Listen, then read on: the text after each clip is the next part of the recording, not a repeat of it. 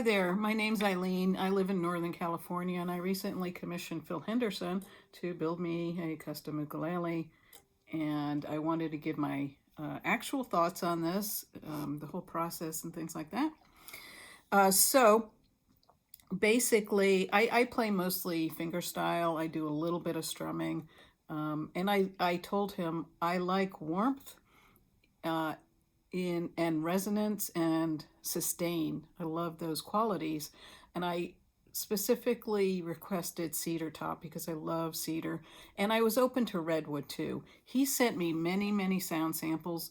We actually settled on the cedar top, and of course these are all solid woods, by the way. Okay. And so to dress up, because cedar tends to be a little plain, I did the rainbow mosaic made up of purple heartwood, padauk, canary wood, rosewood, ebonies in there, and it turned out really gorgeous.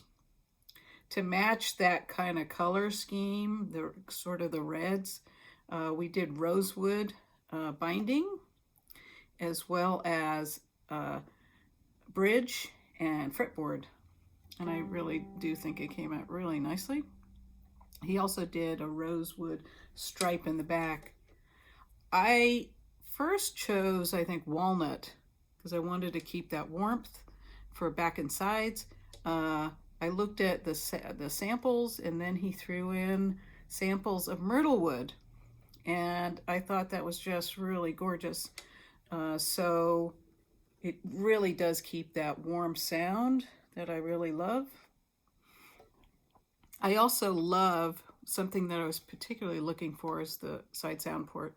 I didn't know if it would make much of a difference, but I wanted to try it, and it does make a huge difference pushing that sound, and I can hear the complexities of the sound because this is a very complex ukulele as far as the sound, definitely.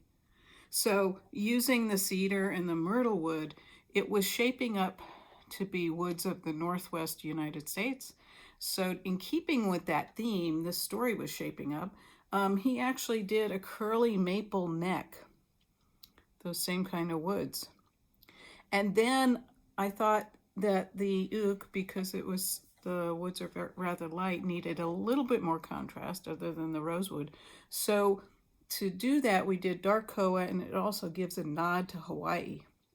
And so we did dark koa for the accents, which is the front of the headstock, the back of the headstock, the heel, and look at this gorgeous accent right there. Really gorgeous. Okay. And I think it just looks amazing. And it sounds amazing. Really very complex. The Goto tuners are standard, and I've never experienced those, but they're very sensitive, and I'm loving those, really enjoying that. What surprised me, there's a couple of things that surprised me about this ukulele, is that I love the warmth of it, but I know cedar isn't known for its clarity, and I was willing to be fine with that, but this is the sound of this ukulele is very clear, very clear, pretty amazing. I also, when we were going through this process, I didn't mention this to Phil, anything about the playability, but this is an extremely playable ukulele, and I think it's because the thinness of the neck. I have an Anui Nui AMM3, and that has a radius fretboard. This does not have a radius fretboard, yet it's easier to bar than my Anui Nui. And I find it extremely playable. I'm very happy with that. I love the little details. Look at those side markers that he does. Really nice. I mean, the whole construction of this,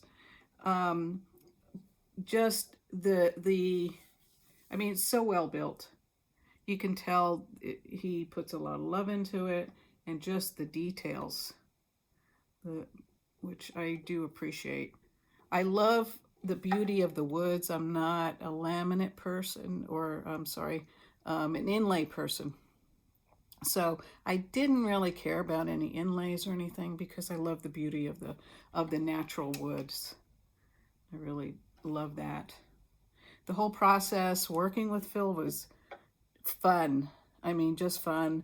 He's very responsive. He's very helpful. He sent me tons of pictures of wood samples to choose from, so there was a ton of choice, and I couldn't be happier.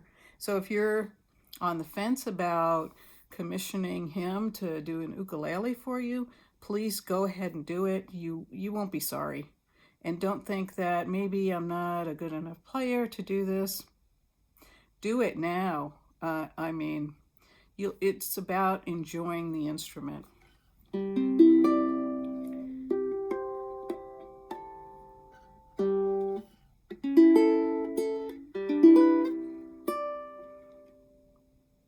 And that's my 2 cents.